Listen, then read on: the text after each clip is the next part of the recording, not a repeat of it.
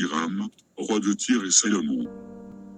L'étude de cet épisode de l'histoire antique est possible grâce à deux sources principales, l'Ancien Testament et les ouvrages de l'historien Flavius Joseph, qui vécut en Israël au 1er siècle de notre ère. Au début du Xe siècle avant Jésus-Christ, Hiram succéda à son père Abibal, roi de Tyr.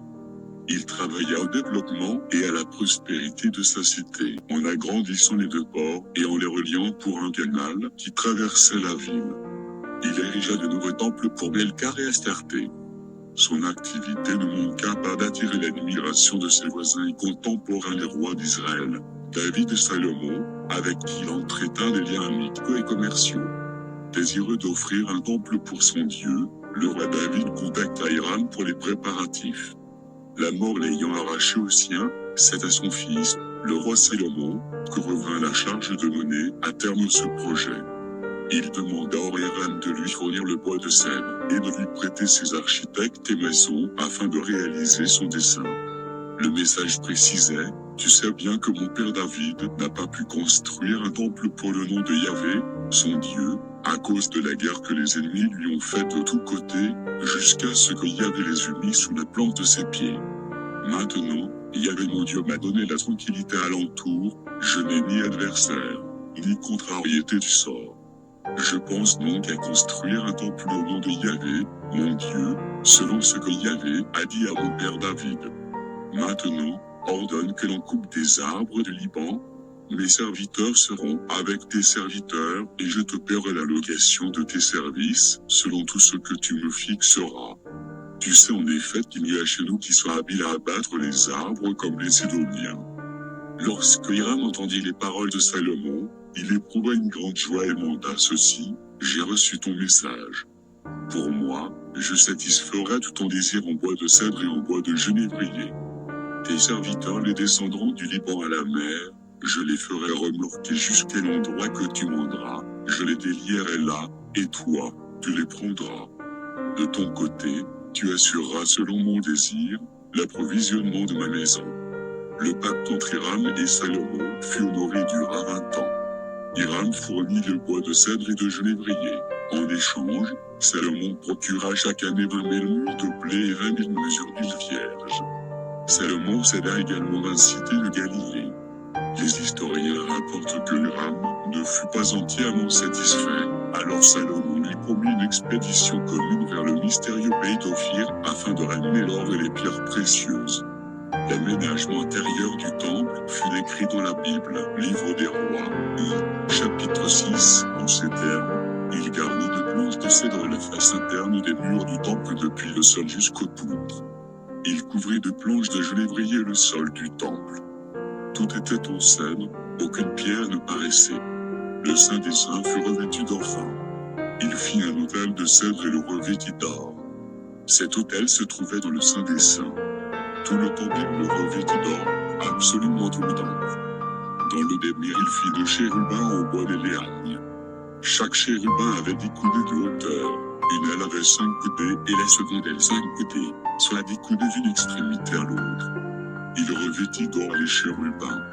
Sur tous les murs du temple, alentour, il sculpta des figures de chérubins, de palmiers, de rosaces, à l'intérieur et à l'extérieur. Il couvrit d'or le plancher du temple à l'intérieur et à l'extérieur. Salomon construisit le temple en 7 ans. Une porte encadrée de colonnes de bronze donnait accès au temple précédé d'une grande cour avec une vaste causeau lustrale et un autel. Le plan présentait à l'intérieur une succession de 3 pièces, un vestibule carré, une salle rectangulaire centrale, qui abritait un autel couvert d'or et une table à sacrifice, enfin un sanctuaire où l'on conservait l'arche d'alliance. L'édifice était complété par des chambres de service situées sur 3 étages, sur tout son pourtour. Hiram, le maître maçon. Nous ne pouvons parler du temple de Salomon sans évoquer un autre Hiram ou Hiram, le bronzier phénicien ou maître maçon. Entre légendes et vérités historiques, l'histoire du maître Hiram reste assez énigmatique.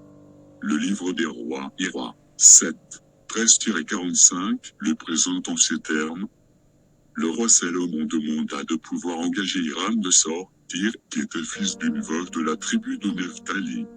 Son père était un homme de sort, artisan du bronze. Hiram acheva tout l'ouvrage qu'il devait faire pour le roi Salomon dans la maison du Seigneur, les 2 colonnes, les volutes des 2 chapiteaux qui sont au sommet de ces colonnes, les 2 entrelacs pour couvrir les 2 volutes des chapiteaux qui sont au sommet des colonnes, les 400 grenades pour les 2 entrelacs, 2 rangées de grenades par entrelac, pour couvrir les 2 volutes des chapiteaux qui sont sur les colonnes, les 10 bases et les 10 cuves posées sur celles-ci, la mer, il n'y en avait qu'une, avec, sous elle, les 12 bœufs, les bassins, les pelles, les bassines à aspersion et tous les autres accessoires. Ce que fit Hiram pour le roi Salomon dans la maison du Seigneur était en bronze poli. À l'exception de ce passage, la Bible ne révèle rien d'autre sur le personnage. Côté légende, on raconte qu'Hiram travaillait depuis 7 ans à l'édification du temple. Ses ouvriers étaient repartis en 3 classes, apprentis, compagnons et maîtres. Chaque classe avait un mot de passe permettant de recevoir un salaire graduel. Les travaux touchant à leur fin, 3 compagnons, désireux de s'attribuer les privilèges du maître, se postèrent chacun devant une porte du temple. Le premier demanda le mot de passe au maître, qui lui répondit qu'il n'était pas possible de l'obtenir ainsi, et qu'il fallait avoir la patience d'attendre le moment opportun. Le compagnon frappa alors l'architecte au cou à l'aide d'une règle. Cette blessure symbolise la mort physique d'Hiram.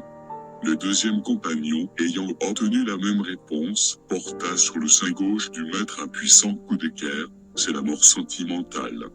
Chancelant, Hiram se dirigea vers la 3e porte, et se trouva confronté au dernier compagnon, qui lui posa la même question.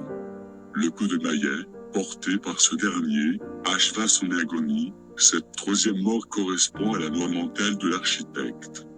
Alors les meurtriers se demandèrent réciproquement la parole du maître, aucun d'eux n'avait pu l'obtenir. Comprenant l'inutilité de leur crime, ils plantèrent à l'endroit où ils avancèrent l'Hiram un rameau d'acacia, arbre de vie, grâce auquel les envoyés de Salomon purent le retrouver.